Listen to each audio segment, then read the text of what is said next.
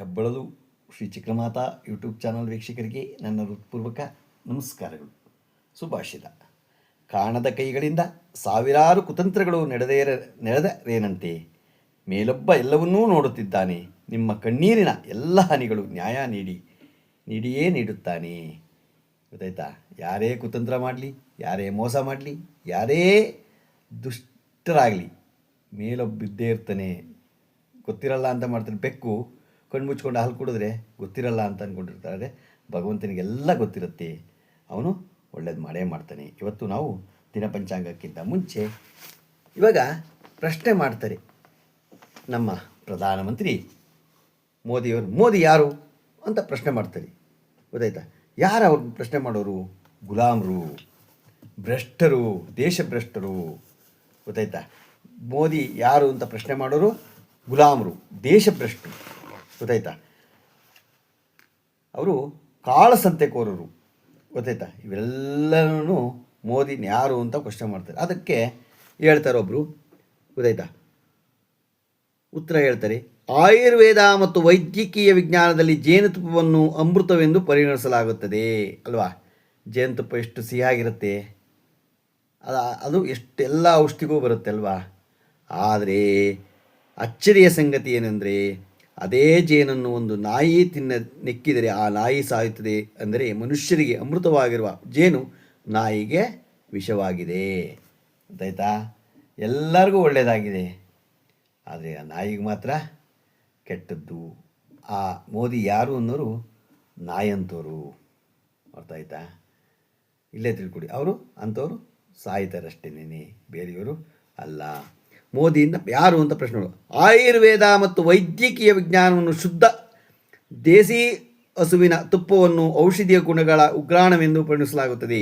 ಆದರೆ ಆಶ್ಚರ್ಯ, ಕೊಳಕಿನಿಂದ ಸಂತೋಷವಾಗಿರೋ ನೊಣ ಎಂದಿಗೂ ಶುದ್ಧ ದೇಸಿ ತುಪ್ಪವನ್ನು ತಿನ್ನುವುದಿಲ್ಲ. ತಪ್ಪಾಗಿ ಒಂದು ನೊಣವನ್ನು ಸ್ಥಳೀಯ ತುಪ್ಪದ ಮೇಲೆ ಕುಳಿತು ಅದರ ರುಚಿಯ ಅನುಭವಿಸಿದರೆ ಅದು ತಕ್ಷಣವೇ ಅಲ್ಲೇ ನೋವಿನಿಂದ ಸಾಯುತ್ತದೆ. ಅಲ್ವಾ? ದೇಸಿ ತುಪ್ಪ ಅಂದರೆ ಎಷ್ಟು ಚೆನ್ನಾಗಿರುತ್ತೆ, ಶುದ್ಧ ತುಪ್ಪ, ಅದು ಎಲ್ಲ ರೋಗಕ್ಕೂ ಗುಣ ಆಗತ್ತೆ. ಆದರೆ ಆ ನೊಣಕ್ಕೆ ಮಾತ್ರ ಆಗಲ್ಲ, ಅದು ತಿಂದರೆ ಸಾಯತ್ತೆ. ಅಲ್ವಾ? ಆ ಭ್ರಷ್ಟರು ನೋಡ್ದ ಮೋದಿ ಯಾರು ಅಂತ ಕ್ವಶನ್ ಮಾಡಿದವ್ರಿಗೆ ಎಲ್ಲರಿಗೂ ಬೇಕು, ಆ ನೊಣಕ್ಕೆ ಮಾತ್ರ ಬೇಡ ಅದು. ಯಾಕೆಂದರೆ ಆ ನೊಣ ಇದ್ದಂತ ಅವ್ರುಗಳು ಭ್ರಷ್ಟರು. ಹಾಗೆ ಆಯುರ್ವೇದದಲ್ಲಿ ಕಲ್ಲು ಸಕ್ಕರೆಯನ್ನು ಔಷಧಿಯ ಮತ್ತು ಅತ್ಯುತ್ತಮ ಮಿಠಾಯಿ ಎಂದು ಪರಿಗಣಿಸಲಾಗುತ್ತದೆ. ಆದರೆ ಆಶ್ಚರ್ಯ, ಒಂದು ಗಟ್ಟಿಯಷ್ಟು ಕಡಿ ಸಕ್ಕರೆಯ ಕ್ಯಾಂಡಿಯನ್ನು ಕತ್ತೆಗೆ ತಿನ್ನಿಸಿದರೆ ಅದರ ಜೀವವು ಸ್ವಲ್ಪ ಸಮಯದಲ್ಲಿ ಹಾರಿ ಹೋಗುತ್ತದೆ. ಈ ಮಕರದಂತಹ ಅತ್ಯುತ್ತಮ ಸಿಹಿ ಕಡಿ ಸಕ್ಕರೆ ಕ್ಯಾಂಡಿ ಕತ್ತೆ ಎಂದಿಗೂ ತಿನ್ನಲು ಸಾಧ್ಯವಿಲ್ಲ. ಅಲ್ವಾ? ಸಕ್ಕರೆ ಎಷ್ಟು ಚೆನ್ನಾಗಿರುತ್ತೆ, ಐಸ್ ಕ್ಯಾಂಡಿ ಎಷ್ಟು ಚೆನ್ನಾಗಿರುತ್ತೆ, ಐಸ್ ಎಷ್ಟು ಚೆನ್ನಾಗಿರುತ್ತೆ. ಆ ಕ್ಯಾಂಡಿಯನ್ನು ಆ ಕತ್ತೆ ತಿಂದರೆ ಸಾಯತ್ತಂತೆ. ಇದು ಇಂದೋರು ಹೇಳಿರೋದು. ಗೊತ್ತಾಯ್ತಾ? ಆದರೆ ಆ ಕತ್ತೆ ಇದ್ದಾಗ, ಮೋದಿ ಯಾರು ಅಂತ ಕೇಳಿದವರು ಆ ಕತ್ತೆ ಇದ್ದಾಗೆ ದೇಶವನ್ನು ಮುನ್ನಡೆಸ್ತಾ ಇದ್ದಾರೆ, ನಮ್ಮ ದೇಶಕ್ಕೆ ಒಂದು ಕೀರ್ತಿ ತಂದಿದ್ದಾರೆ, ಆ ಸ್ಥಾನದ ಬೆಲೆ ಗೊತ್ತಾಗಿದೆ.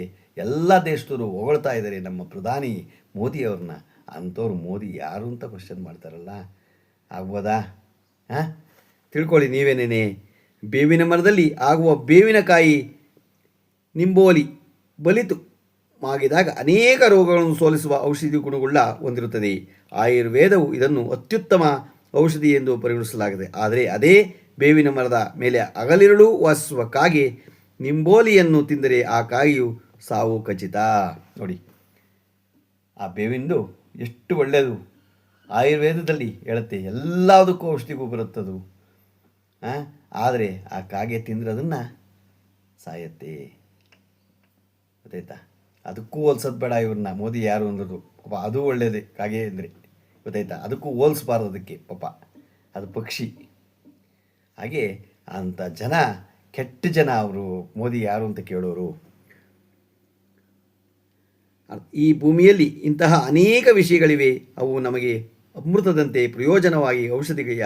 ಆದರೆ ಈ ಭೂಮಿಯಲ್ಲಿ ಉಳಿದ ಕೆಲವು ಜೀವಿಗಳಿಗೆ ಅದಕ್ಕೆ ಅದೇ ಅಮೃತವು ವಿಷವಾಗಿದೆ. ಅಲ್ವಾ? ಅದು ಯಾಕೆ ಅಂದರೆ ಅವರು ನ್ಯಾಯದಿಂದ ಕೂಡಿದರೆ. ಭ್ರಷ್ಟರಿಗೆ ಇದು ಸಾಗಲ್ಲ, ಸಹಿಸಲ್ಲ. ಭ್ರಷ್ಟರಿಗೆ ಇದು ಸಹಿಸ್ತಾ ಇಲ್ಲ. ನಮ್ಮ ದೇಶವನ್ನು ಮುನ್ನಡೆಸ್ತಾ ಇದ್ದಾರೆ. ನಮ್ಮ ದೇಶದ ಪಿತಾಮಹ ಅಂತ ಹೇಳ್ಬೇಕು. ನಿಜವಾಗ್ಲೂ ನಮ್ಮ ದೇಶವನ್ನು ಎಲ್ಲ ಒಂದು ಎಲ್ಲರನ್ನೂ ಒಬ್ಬ ಈ ಸೈನ್ಯಕ್ಕೆ ಮುನ್ನಡೆ ಕೊಟ್ಟು ನಮ್ಮ ದೇಶವನ್ನು ರಕ್ಷಣೆ ಮಾಡ್ತಾ ಇದ್ದಾರೆ.